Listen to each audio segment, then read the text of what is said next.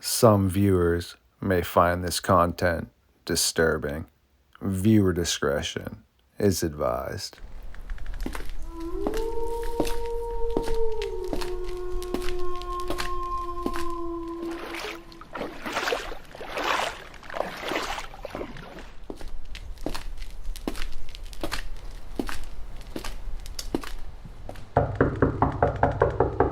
Sonya, Lynn-Mynatt. It is always nice to see you back here in the Fox Den for another episode of Midnight Lycanthropy here on StarFox Radio. We are going to be diving in to an infamous abandoned national park tonight.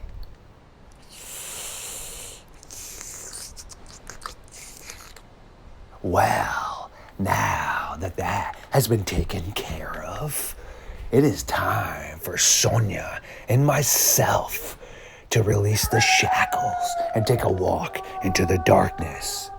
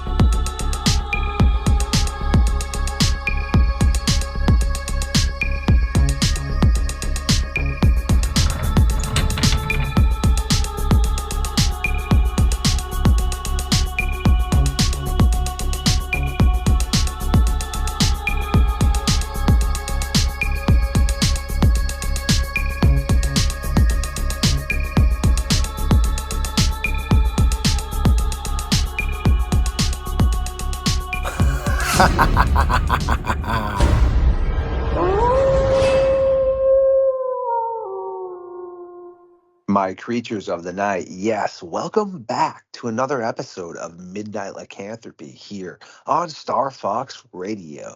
Again, we have Sonya in the house. She has been building up some interesting information for us about railroads and what could be occurring involving the Dogman and also potentially other cryptids. And she is a new bi-weekly host that will be popping on.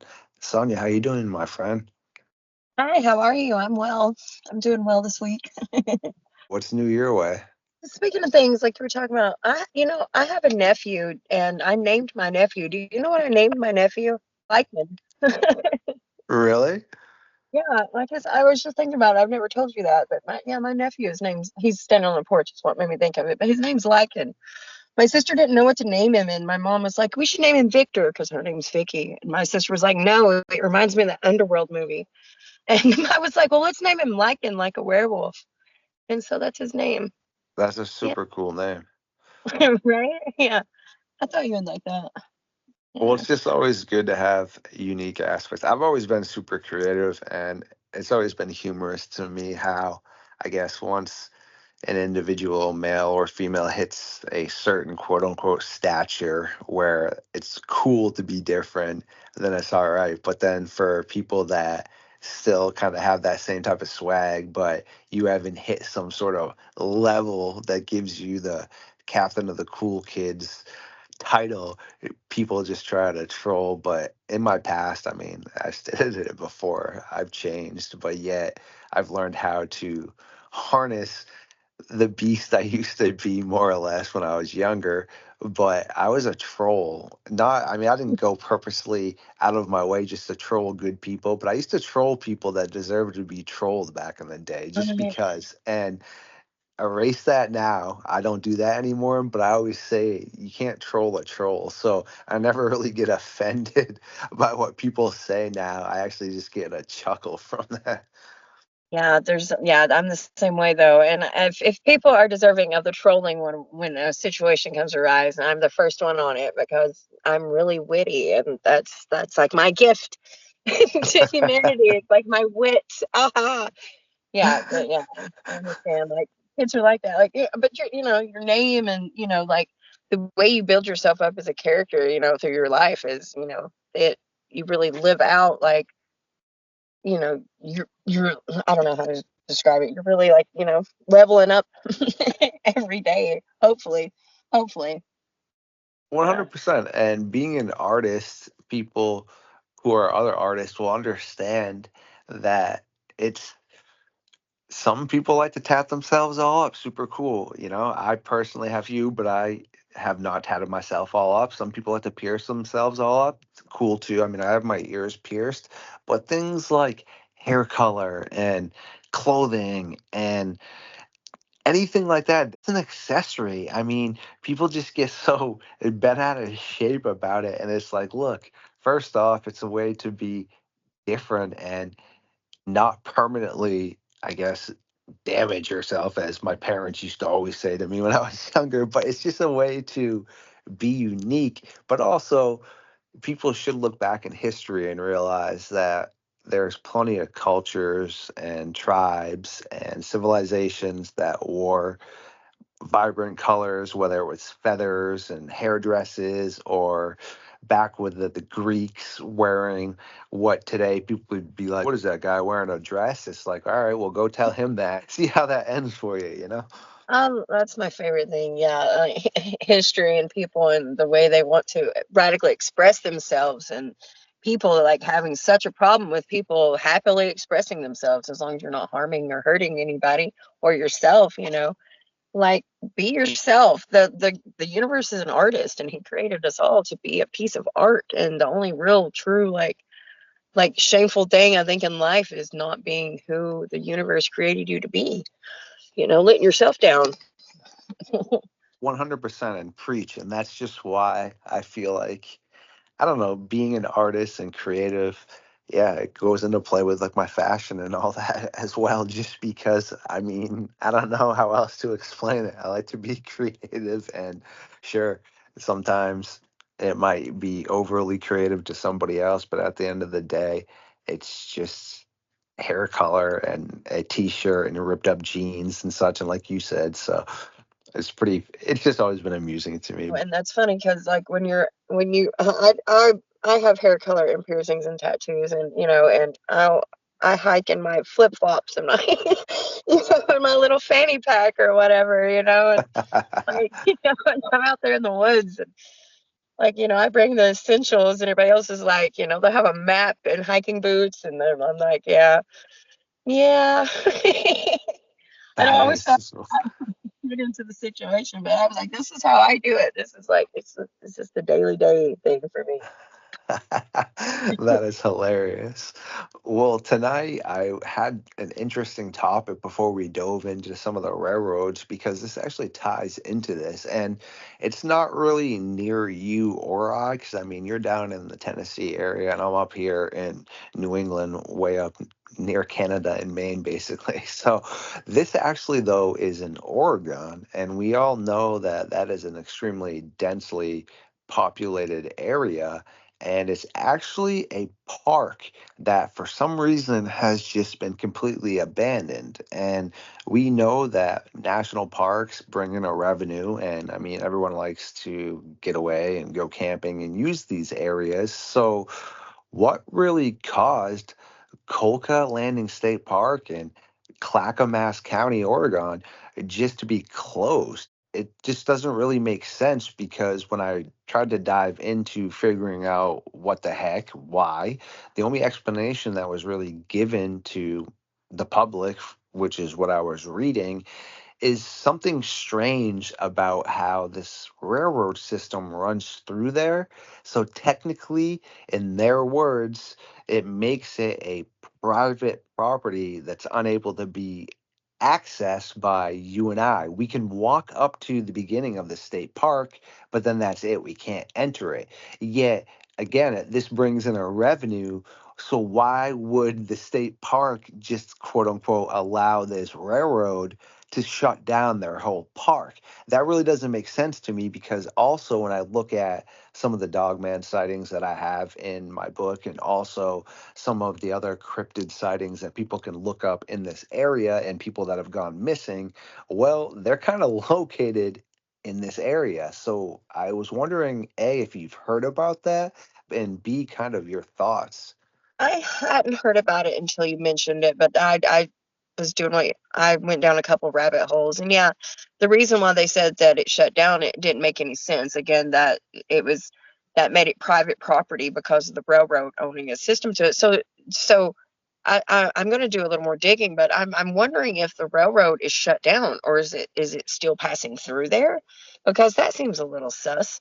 Um, it's like, it makes you wonder, because if the railroad's not even being used, why would you shut it down for a railroad track that's not even being used? But if it's still being used, what are they running in and out of, you know, in and out of there? What would be coming in and out of that, particular area? Because, I mean, obviously there's other train tracks and ways to get around it. You wouldn't need something just shipped into there unless you were shipping something in and not bringing stuff out, or something along those lines. I don't know. It's weird, because there was no reason, and the people that live in the area, so there's no reason for it to be shut down. It was shut down during, I guess, when Obama was still president, and they started shutting down a lot of the national parks or whatever to save money, because we were in a national crisis or debt, whatever.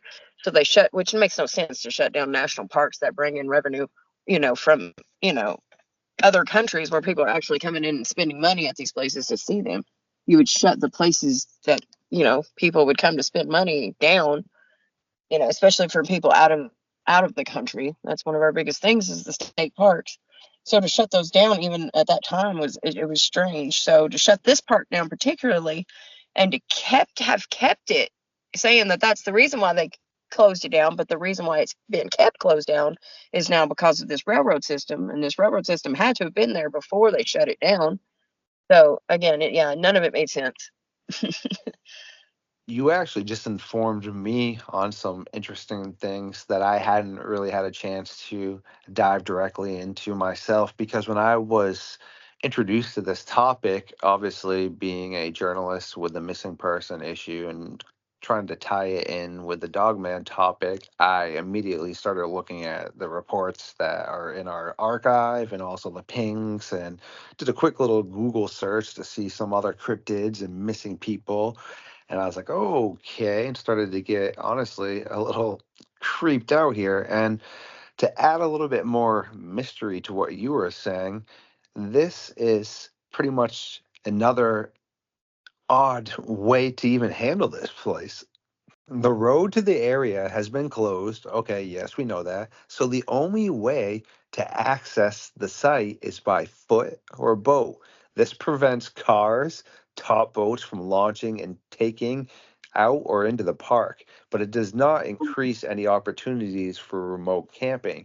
So that just really, when you were saying, are they shipping something in there still? Is this railroad working? Why would a boat or boats be allowed to not go into the park but be in the water system? That's so strange.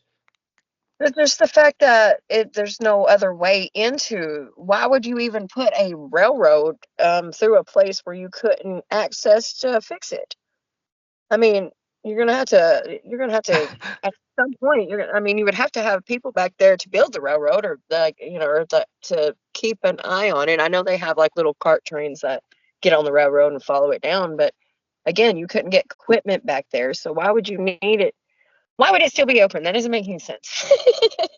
Yeah, like, it just doesn't make sense that it would still be open, and the park's closed, but the train would still be running through there. But it doesn't mention train being able to come through there, just the boat and walking access. I did read that, because he was talking about there was a couple places that are near the park that were like daytime little parking areas that are they still allow people to, just park there during the day, but then nothing.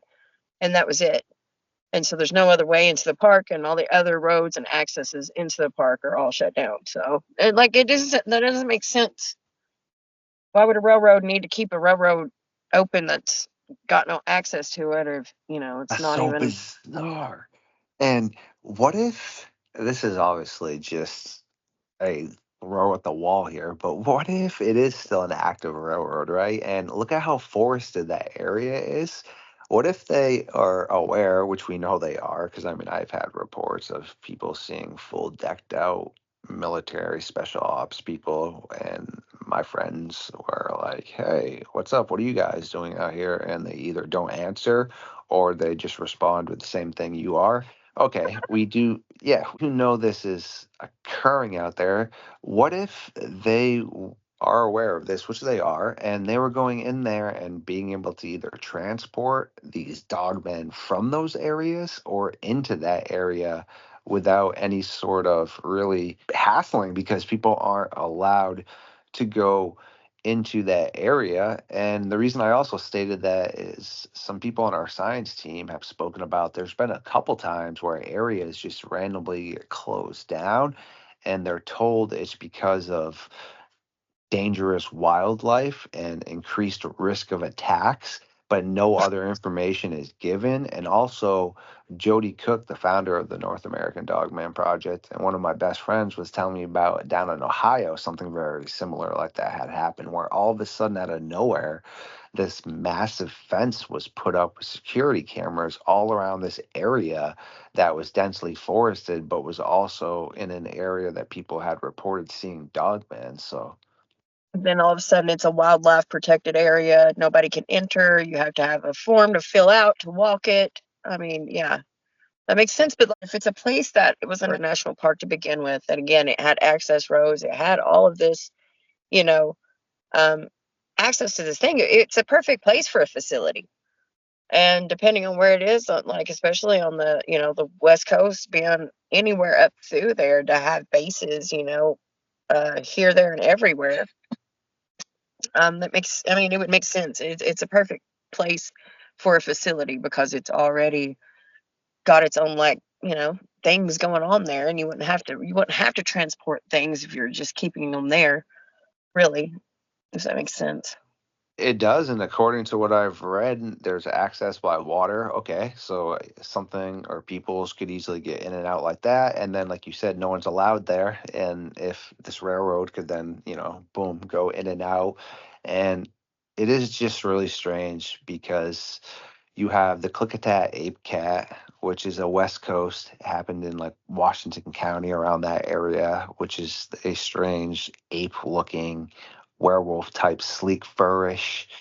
And I mean, we know back in the past you had Lauren Donaldson and Dr. Barr during the Manhattan Project. I've spoken about it before numerous Mhm. times, but they were doing experiments on apex predators. They admitted it. People can look it up. They quote Yeah, the Manhattan unquote. Project was a bit scary in general. Just Yes, in general. and they admit, three different times these things escape. They never really specify the predators, etc. So this area, like you said, is just remote anyhow.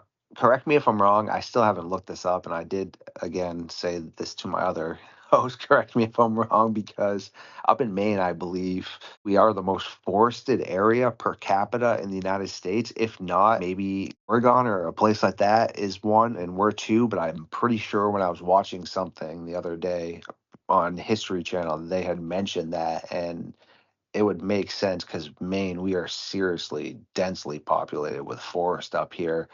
And if Oregon is even remotely as dense as that, yeah, there's just so much activity that could be going on. And you had mentioned some railroad aspects that also tie into some of the other things that you've heard about, which is interesting too, if you'd like to kind of take the mic. Yeah, well, it's like, well, you're talking about the railroads. Like in Kentucky, they had the Goat Man.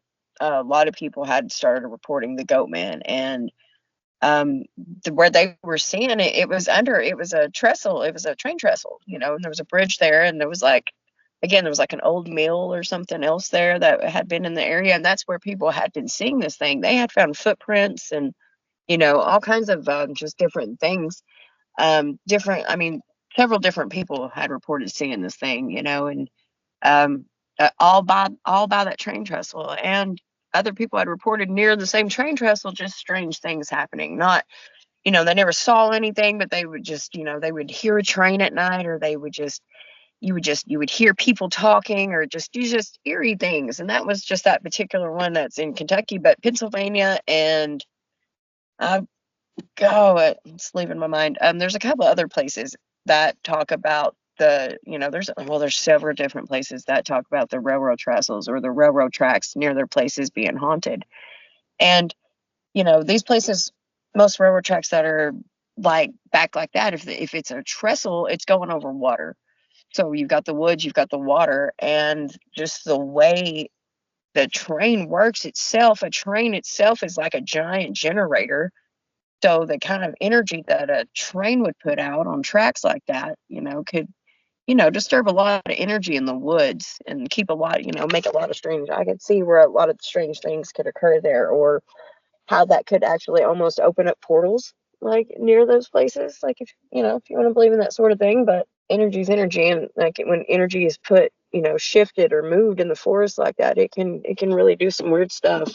It can definitely, I think, change like the course of just things that happen in in those areas, because like I said, like the energy, the forest has its own energy that it's just flowing all the time. So when you put like something like a railroad track through it, it's going to change its trajectory. It's going to change the energy. That definitely would make a lot of sense, and that's some really intriguing things. And I know there has been a ton of other Dogman documentations of people being taken on the railroad tracks, whether it was in Michigan or areas down in Texas where supposedly homeless people had been being consumed. And also, there are other people in Texas that had seen these creatures, or whatever people would like to call them, up near this old railroad track. And I was potentially wondering, I mean, it would be easier to get around. I mean, I guess if people are using them as well, why would something else, if it knew people were there,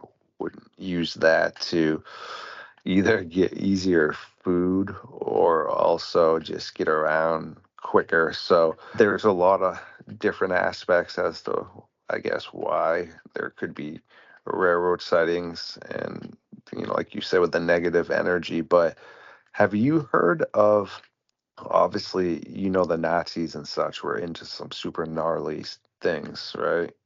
Oh yeah, they were the first ones to really to dote on their experimentation with animal and humans.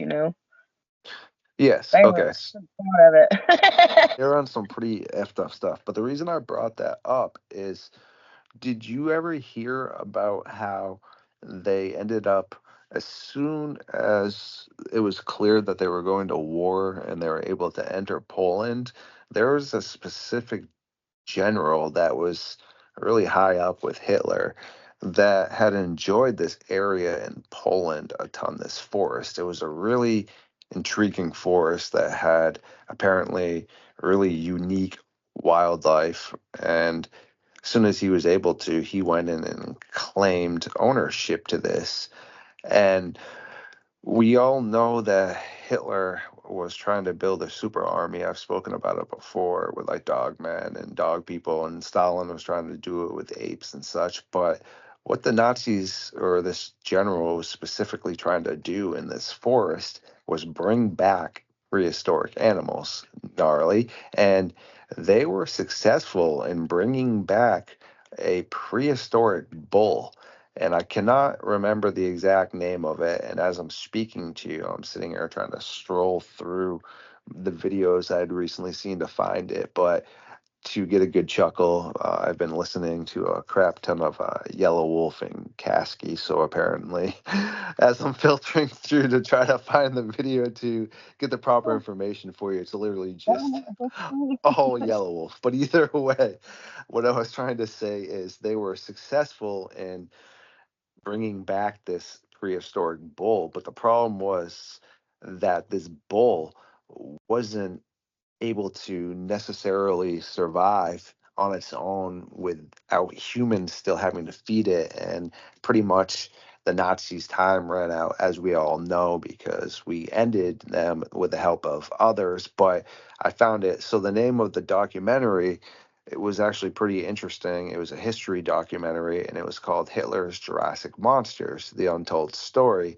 And yes, as stated, that is where they state the name of the general and also the bull that they were successful at bringing back. But they were trying to also bring back other prehistoric predators. And the reason I brought this up is that we do know they were trying to do testing with humans and removing body parts and putting on wolf heads, etc. And also, there is a story from World War I, where they tried to remove the brain of a German soldier and implant it into a jet black wolf. So there's all these messed up, stories and things about the Nazis, and also the SS having an encounter with the female dog woman that they smoked and then leaving it there, and Hitler flipping his wig because they didn't bring it back. And when they went back, it wasn't there. So there was like a video where they apparently had some of the locals reenact what had been going on to try to have Hitler understand this. So there's all this stuff they're into, okay? Heinrich Himmler was into the occult, which is dark magic and such. So again, we don't really know if, dogmen, I do believe they are physical and, part of dealing with hyenas, etc. But then there's other cases, like I said, with the hellhounds, the manifestations and all this, which could be really tied in with the occult. So we know they were into that messed up stuff too. So not only are you dealing with science, you're now also dealing with magic and things that really no one has a grasp on what you're trying to do. And we know that they were doing all of this. More or less, what I'm trying to say is, with the reports and things and the capabilities of back then and the messed upness that they were doing, it just really ties into what we were all speaking about like right now, because the Nazis also and Hitler had a private train system. Yes, supposedly it was for his protection more or less, but also it was always going around to these super secret areas and bringing things in and removing things. So again, the train systems. And the reason I just say that is it's a real easy way to get around discreetly, because, correct me if I'm wrong, railroads are in the middle of nowhere for the most part, sometimes, correct? I mean, when you're just going on a railroad. Somebody's gonna just follow, you're walking a trail, you're not just gonna follow the railroad tracks. I mean, that's, everybody watched that Stand By Me movie and nobody wants to like cross the train tracks. Well, nobody. It's But so like, funny you said that too, because Survivor Man, I'm a big fan of him, Les Stroud, and he yeah, actually was saying, yeah, that was one of the worst things anyone can do is come to a railroad track and follow it, because honestly, you don't even know which way it's going. Like, is it going yeah, further away or back to where you need to go? like, yeah. Oh, yeah. Just thinking about it just making me nervous. I'm not even out of train trestle. like, I'm like over here anxious. I'm like, ah. But yeah, but that's, I mean, it's a perfect system because again, there's so many railroad lines that are, I mean, as long as they're being maintained, they'll be usable again. It's not hard to, once you got a track, which they run all over the country and a lot of them are shut down, but once you already have the tracks through there, it'd be easy to go in and maintenance them all over again. It's just bars of steel and wood. I mean, nothing's changed about the railroad system in, the last, 120 years. So that's, besides the steam engine's gone, but the tracks are just the same. It's an easy way to sneak in and out of like, small towns, wooded areas, things late at night, because a train can stop anywhere in the middle of a field and you can load and unload right there. I mean, it is the perfect system to, you know, sneak around at night. It really is. Plus, Mm. what's that saying? The best way to hide is in plain sight, meaning you're just so cool and calm about the topic when you're just driving by in a train, right? And it says, so and so's corn company or something, or so and so's coal company, whatever. And as you're just driving by, no one even blinks an eye that you might have carcasses of some sort of unknown animal in there, or a live being, or even people. I mean, the reason I stated that is we all know, unfortunately, that human trafficking and terrible things like that is a real problem and it occurs. Okay, so if they're able to do that, and that's That able to occur with people, correct, right in front of our eyes in broad daylight, they are driving down the highway with these people in these cars and things, which is how sometimes they're found when you watch the documentaries. Moral of what I'm trying to say is the best way to hide is in plain sight. whether it's for nefarious reasons or I guess for good reasons, like if you're a special ops going in to rescue hostages or something, you know? Yeah, I mean, and like I said, the train system is just one of those things nobody really, you see a train sitting on the tracks. No, you're not close enough to it unless it's in the middle of the city and it's got the roadblock. Nobody's going to notice. And we've had a lot of train crashes in the you know, last couple years. There's actually more train crashes than they let on. They don't make big news unless it's, horrible. But what stops if you have a train? Most little towns around here, I have a train track that still has a train that runs on it on occasion, and there's nothing to stop somebody from knocking on my door in the middle of the night and telling me there's been a spill and grabbing me up and telling me I can't be on my property no more either.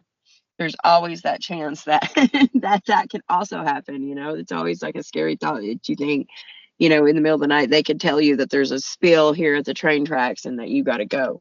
Yep. you know and it's just such an easy way to get people out of their homes in the middle of the night, because you would be like, okay, let me get my dogs. I'd be like, all right. Yeah, see, and that also ties into what I do try to also press when people are like, well, why isn't there necessarily more physical evidence? Well, like you just stated, a lot of people don't seem to understand that when people of authority, okay, want to come and take something, well, they can, okay? And yes, like we own our property, correct?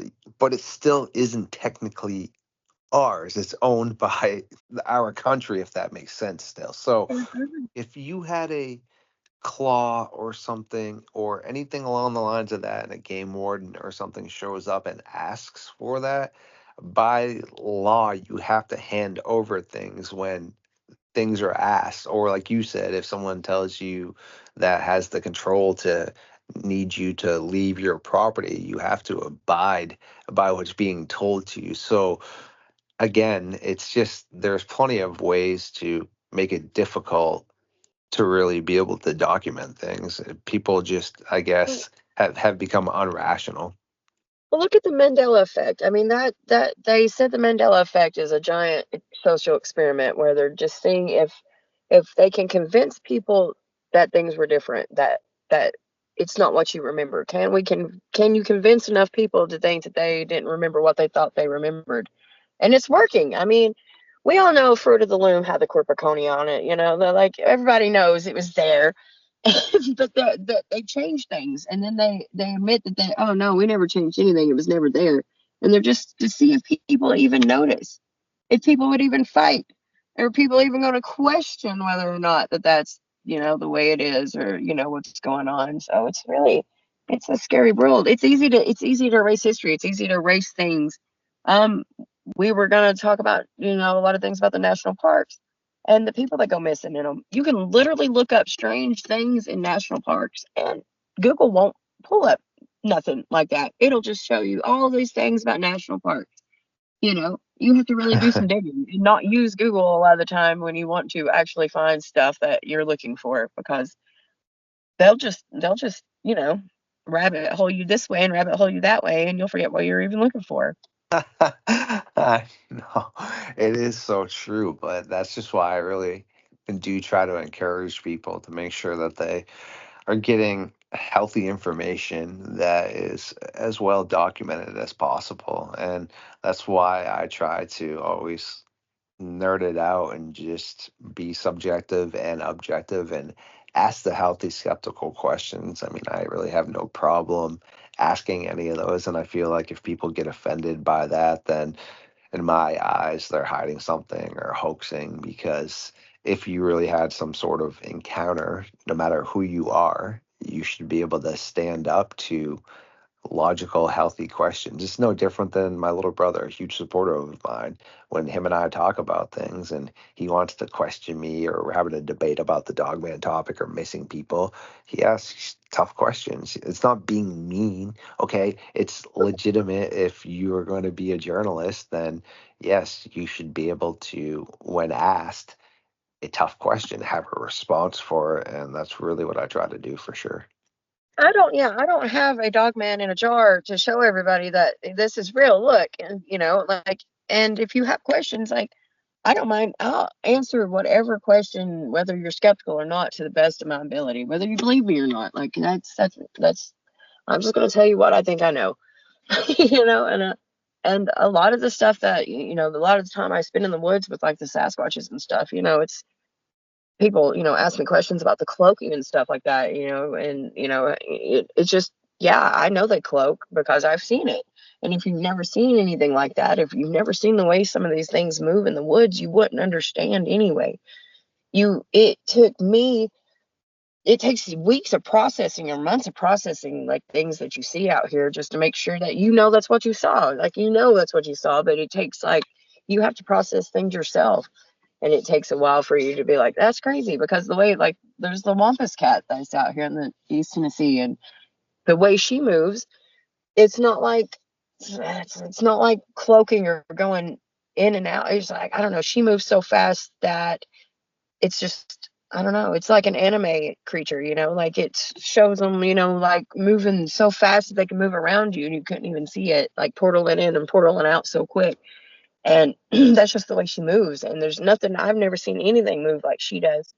And it's just, unless you see stuff like that, you wouldn't understand it anyway. And you can only explain what to the limit of words that you can use to explain yourself, or what you saw, or what you felt, or, or what you think you know. I only think I know. I try to keep an open mind. No, excellent. Very true, my friend. And I couldn't appreciate you more popping on tonight. Definitely bringing in some very good information and thought processes. And you definitely informed me about some pretty intriguing stuff because, I mean, the whole railroad thing and just what we were speaking about just doesn't really all add up. So I do look forward to continuing to collaborate and trying to figure out what the heck's occurring throughout the country for sure. Yeah, I'm curious too. I would like to dig into more stories about the railroad systems, and like just how many, like, because there's so many stories about railroad tracks, and maybe it's just a coincidence, but I don't find things to be really. Yeah, like, so it'd be interesting to dig into that, just to see, just to see what's going on, and how many facilities, and how many I would like to know how many state parks have train systems that, or train tracks that run into them, or how many that are open. It'd be probably hard to dig a lot of that up, but it would be interesting to know. And a lot of it, you would have to talk to people in the area, because I've, you drive through some of these towns and you think, well, that train track doesn't work, but it sure enough do. And it's best to talk to the locals, because they know, whether the train comes through or whether it doesn't, things like that. And it's hard to gather people, to talk about certain stuff too, especially in small towns. I live in a small town, and here in the South, and people don't want to open up about things. It draws too much attention. Um, I guess too many unspoken things that, they'd have to explain themselves around here, and everybody call them crazy, and they couldn't have that. I don't mind it, honestly. I've been called worse. Thank you for everyone who once again stopped by tonight for another episode of Midnight Lycanthropy here on Star Fox Radio. If you do enjoy my content, please like, subscribe, and share it. Feed the algorithm, and I will see you very soon.